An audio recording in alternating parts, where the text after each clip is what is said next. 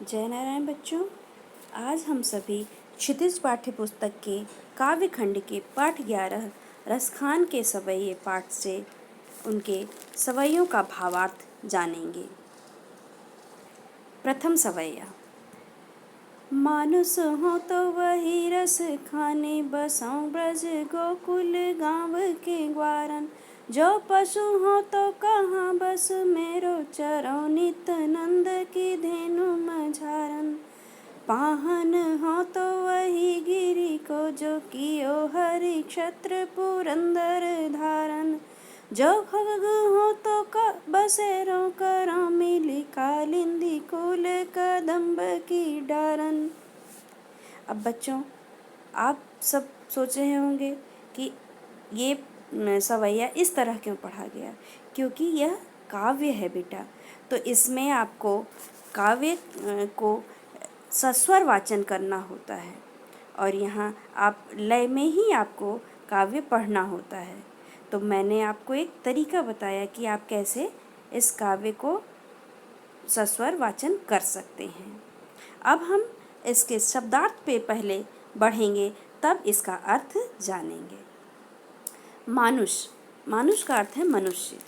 गोकुल मथुरा के आसपास का क्षेत्र। बसों का अर्थ है निवास करना। ग्वारन गायों को चराने वाले। पशु या जानवर। बस मतलब नियंत्रण होना। नंद कृष्ण जी को पालने वाले पिता। धेनु का अर्थ है गाय। मझारन मीन्स बीच में। पाहन का अर्थ है पत्थर। ब्रज उत्तर प्रदेश में स्थित कृष्ण के प्रभाव वाला स्थान। गिरि का अर्थ है पर्वत। पुरंदर का अर्थ है इंद्र या देवता। खग का अर्थ है पक्षी। बसेरो करना का अर्थ है निवास करना। कालिंदी यमुना नदी। कूल का अर्थ है तट या किनारा। कदम्ब एक प्रकार का पेड़ है। डारन अर्थात शाखाओं में।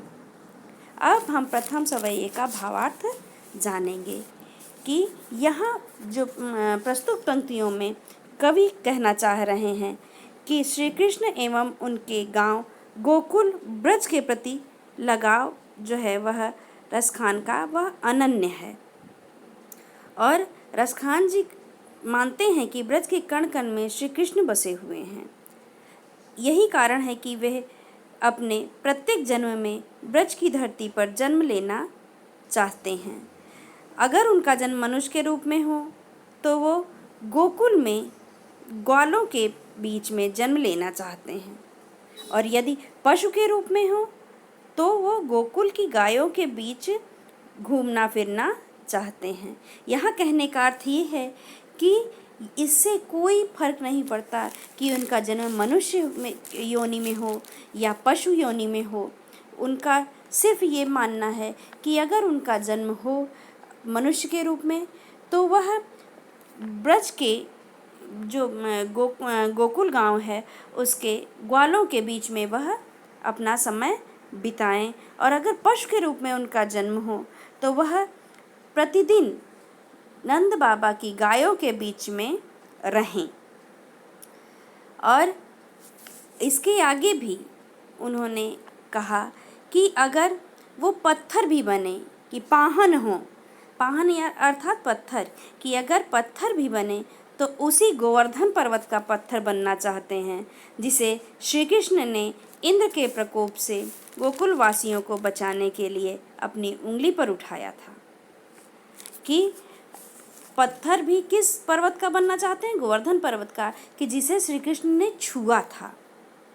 अगर वो पक्षी भी बने तो वो यमुना के तट पर कदम्ब के पेड़ों में रहने वाले पक्षियों के साथ रहना चाहते हैं।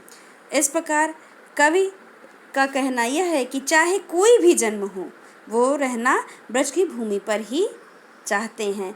इससे कोई फर्क नहीं पड़ता कि उनका जन्म मनुष्य के रूप में हो या पशु के रूप में या पत्थर के रूप में या पक्षी के रूप में। चाहे जिस योनि में उनका जन्म हो वह ब्रज की भूमि में ही अपना पूरा समय व्यतीत करना चाहते हैं, जहां उनके आराध्य ने अपना समय बिताया था। अब हम बच्चों हमें अगले इसमें ये जान लेना आवश्यक है कि गोवर्धन पर्वत की कहानी क्या है। तो अगर हम देखें तो आप ये चित्र में देख सकते हैं कि यहाँ गोवर्धन पर्वत को श्री कृष्ण जी ने उंगली पर उठाया हुआ है। अब ये कौन सी कहानी है यह जान लेना भी हमारे लिए बहुत आवश्यक है कि बहुत समय पहले ब्रज में कई वर्षों से वर्षा नहीं हुई। वहाँ की जनता निराश होकर वर्षा के देवता भगवान इंद्र की पूजा कर रही थी। उन्होंने भगवान इंद्र को मनाने के लिए हर प्रकार के उपाय किए, परंतु इसका कोई असर नहीं हुआ। इसलिए भगवान श्री कृष्ण ने उन्हें भगवान इंद्र की पूजा न करने की सलाह दी। भगवान श्री कृष्ण ने कहा, वर्षा के लिए पर्वतों, वृक्षों और नदियों की पूजा करनी चाहिए। गोवर्धन पर्वत की प्रार्थना करो, वह निश्चित रूप से वर्षा लेकर आएंगे। आप भी जानते हैं कि वर्षा कराने में पर्वतों, वृक्षों और नदियों का बहुत महत्वपूर्ण योगदान होता है। इस बात से इंद्र क्रोधित हो गए। उन्होंने घनघोर वर्षा शुरू कर दी। कृष्ण ने तब ब्रज के लोगों और पशुओं को बचाने के लिए गोवर्धन पर्वत को अपनी सबसे छोटी उंगली पर उठाया और सभी की रक्षा की, और इस तरह इंद्र का घमंड जो है वह चूर चूर किया। तो यहाँ रसखान जी इसी गोवर्धन पर्वत का हिस्सा बनना चाहते हैं कि अगर वो पत्थर बने तो इस गोवर्धन पर्वत का पत्थर बने, जिसे श्री कृष्ण ने अपनी उंगलियों पर उठाया था, अर्थात इसे छुआ था। अब हम दूसरे सवैये की ओर बढ़ते हैं।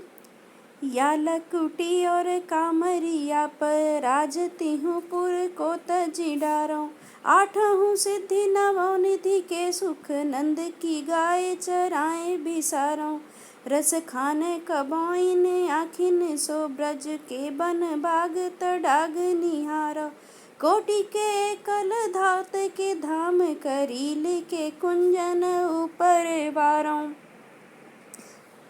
बच्चों, अब हम इसके शब्दार्थ पे बढ़ते हैं कि शब्दार्थ अगर आपको पता होगा तो इसके अर्थ में आपको थोड़ी भी कठिनाई नहीं होगी। लकुटी अर्थात छड़ी, लकड़ी। कामरिया का अर्थ है कंबल। राज का अर्थ है सत्ता। तिहु का अर्थ है तीनों। पुर का अर्थ है लोक। तजडारों का अर्थ है त्याग देना। आठों का अर्थ है आठों। नवों का अर्थ है नव। बिसारों का अर्थ है भुला देना। करील एक प्रकार की झाड़ी होती, जंगली झाड़ी है। कुंजन का अर्थ है जंगलों। कबों का अर्थ है कब। आखिन आँख से। वन जंगल। बाग का अर्थ है बगीचे। तडाग का अर्थ है तालाब। निहारों का अर्थ है देखना। कौटिक अर्थात करोड़ों। कलधौत का अर्थ है सोने के बने हुए। धाम का अर्थ है महल। बारों का अर्थ है कि कुर्बान कर देना, न्यौछावर कर देना। अब हम भावार्थ पे बढ़ते हैं। सवैये जो दूसरा सवैया है उसमें रसखान जी कहना चाहते हैं कि भगवान श्री कृष्ण एवं उनसे जुड़ी वस्तुओं के प्रति रसखान जी का गहरा लगाव है। वह कृष्ण की लाठी और कंबल के लिए तीनों लोकों का राजपाट तक छोड़ने के लिए तैयार हैं। वह श्री कृष्ण की लाठी और कंबल यदि पा जाएं तो उसके लिए अपने सारा तीनों लोगों का जो राजपाट है वह न्यौछावर कर देंगे। अगर उन्हें नंद की गायों को चराने का मौका मिले तो इसके लिए वो आठों सिद्धियां और नवों निधियों का सुख त्याग देंगे। कि यहाँ कहने का तात्पर्य है कि वह जो है श्री कृष्ण से जुड़ी चीज़ों को प्राप्त करने के लिए या उनके बीच में रहने के लिए, अपने सभी सुखों का त्याग करने के लिए हमेशा तत्पर हैं। जब से कवि ने ब्रज के वनों, बगीचों, तालाबों इत्यादि को देखा है, वह इनसे दूर नहीं रह पा रहे हैं। जब से कवि ने करील की झाड़ियों और वन को देखा है, वो इनके ऊपर अपने करोड़ों सोने के महलों को भी न्यौछावर करने के लिए तैयार हैं। यहाँ कहने का तात्पर्य यह है कि रसखान जी यह कहना चाहते हैं कि अगर श्री कृष्ण की लकुटी उनकी छड़ी और कांवरिया कंबल जो है, जो कृष्ण जो हमेशा अपने कमर बांधे हुए रहते थे, उन्हें अगर प्राप्त हो जाए तो वह उसके लिए अगर उनको कोई तीनों लोग का राजपाट भी देना चाहे तो वह उसको आराम से त्याग देंगे। और अगर उन्हें नंद की गायों को चराने का मौका मिले, गोकुल में ग्वालों के बीच में रहने का मौका मिले, तो इसके लिए वो अगर उन्हें कोई आठों सिद्धियाँ या 9 निधियों का भी प्रलोभन दे तो वह उसको भी सुख से त्याग देंगे।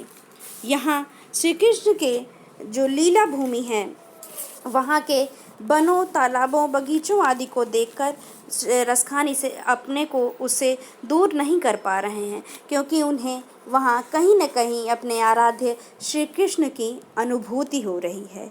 और ऐसे में वह वहाँ रहने वाले जंगली झाड़ियों, जो करील की कांटेदार झाड़ियाँ हैं, उनके लिए भी वह अपने करोड़ों रुपए के सोने के महल को न्यौछावर करने में भी जरा भी नहीं हिचकेंगे, कि वह जंगली झाड़ियाँ भी उनके लिए सोने के महलों से ज़्यादा मूल्यवान हैं, क्योंकि श्री कृष्ण हमेशा इन्हीं के बीच में रहते थे।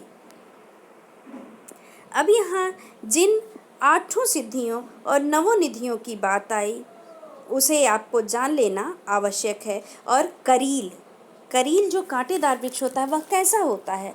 मन में एक जिज्ञासा होगी, तो सभी जब आप ये देखेंगे तो आपको आराम से ये समझ में आ जाएगा।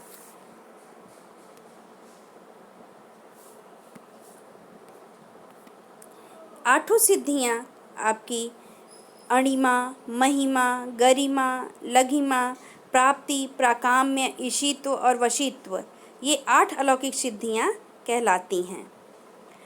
और 9 निधियाँ कौन कौन सी हैं? पद्म, महापद्म, शंख, मकर, कक्षप, मुकुंद, कुंद, नील और खर्व। ये कुबेर की 9 निधियाँ हैं जो रसखान बड़े सुख से त्याग कर सकते हैं। कब?